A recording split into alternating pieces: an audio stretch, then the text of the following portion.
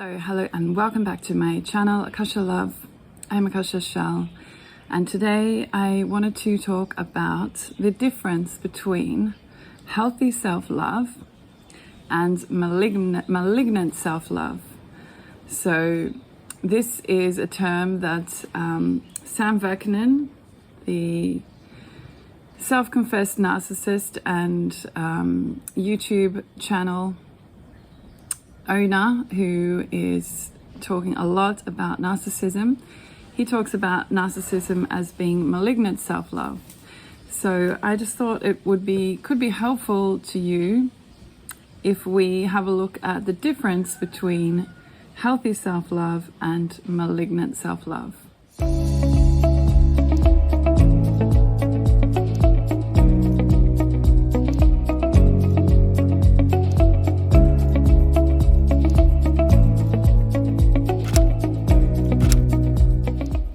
So before we start, welcome to the channel. If you are new, please do subscribe and like this video if this resonates for you, if this is helpful for you, and share it with your friends if you think that they could also benefit from this information. Everybody who subscribes helps me to extend the reach of the channel and get this information out to more people, to all of the people out there who really need it, who are very often, more often than not, codependent and high sensitive empaths like myself, who really need to understand the difference between healthy and malignant self-love, so that we can protect ourselves from negative and destructive relationships with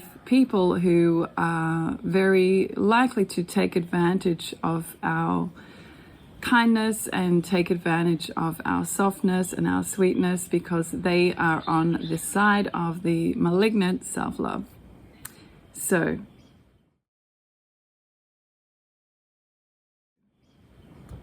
healthy self-love is checking in with yourself, recognizing your good qualities, your talents, honoring your good qualities, your talents, and being brave enough to share them out in the world, owning them, being brave enough to not be shy, not be too humble when it comes to sharing your gifts and talents. Healthy self-love is also encouraging yourself, really believing in yourself, really developing an inner dialogue. So working on your inner critic and turning your inner critic into your inner cheerleader. That's that kind of little voice that sits on your shoulder, that maybe if you have a really strong inner critic, then a part of a healthy self-love practice is slowly changing that monologue of that inner critic and dialoguing with them so that you can slowly turn them into an inner cheerleader for you.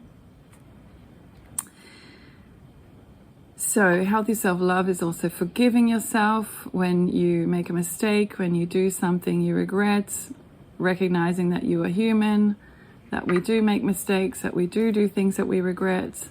So we forgive ourselves so that we can move on with life, recognizing that we're not perfect.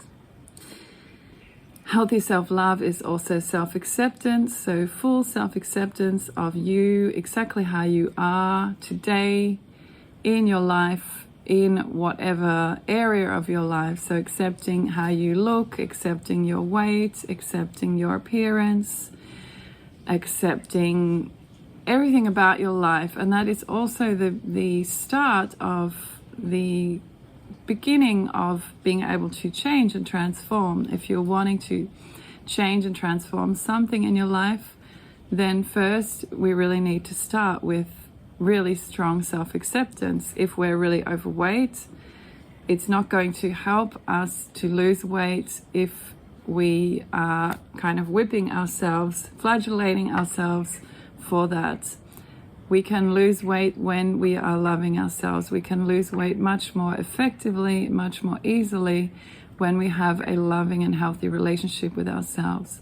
That way we will be more likely to be able to work on our diet and exercise and feed ourselves in a loving way and exercise in a way that will help us to slowly lose the weight that we're wanting to lose.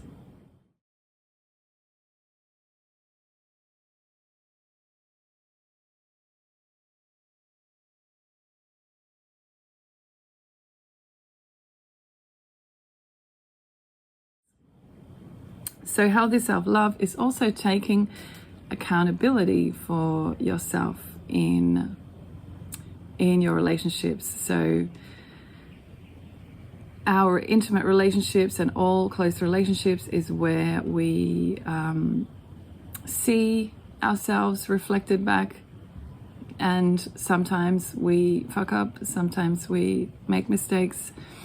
And so healthy self-love is also being able to be vulnerable enough to take accountability for your part in any relationship problems and own that, and also forgive yourself and maybe say sorry if you need to your friend or intimate partner.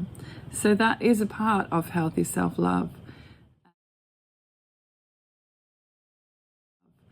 And malignant self-love, on the opposite side, is when we might also mess up in some way. We might make some mistake, we might treat somebody badly, we might say something that we regret.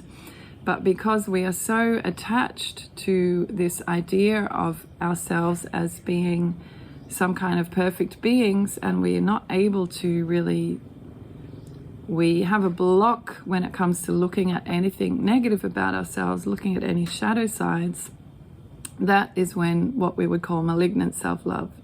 So you might have hurt somebody, you know that you've hurt them, you know that you've said or done something hurtful or damaging to somebody, but because you are in the malignant self-love side of things, you're only thinking about yourself, and you're only thinking about how things affect you. So you, and this is basically narcissism. No, this is one of the elements of narcissistic traits. So instead of being able to let go of that thinking, constant thinking about the self, and put yourself in the place of another person, so having empathy for the other person, recognizing how they might be hurting based on what you said or did, and being able to apologize for that in a real way. Instead of that, you're actually thinking, oh, this will damage my self-image if I acknowledge that I've done something which is not good.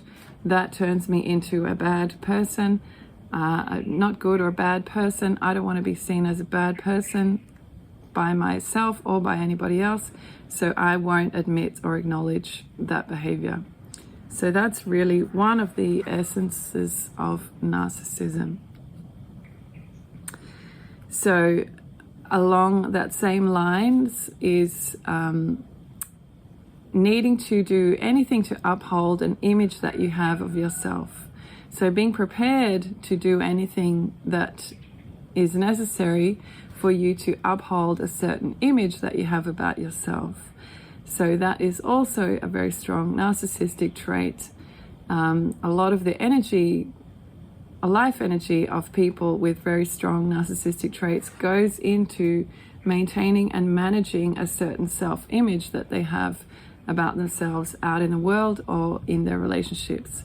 So in order to maintain that particular self-image, which is generally, it might be a grandiose self-image, an image of me as a wonderful, perfect, famous, whatever it is, person.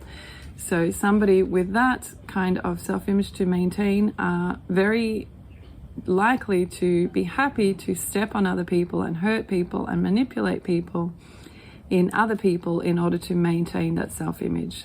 So that is also malignant self-love, very unhealthy self-love. And then also just the basic, which is also the underlying fact of all of these malignant self-love behaviors, it's not having empathy for other people. So everything that is happening in your life everything that you do or say, all your whole life, it all is coming back to you. So you're constantly thinking about yourself and about how you feel about you. And everything, it's like an echo chamber. Everything comes back to you.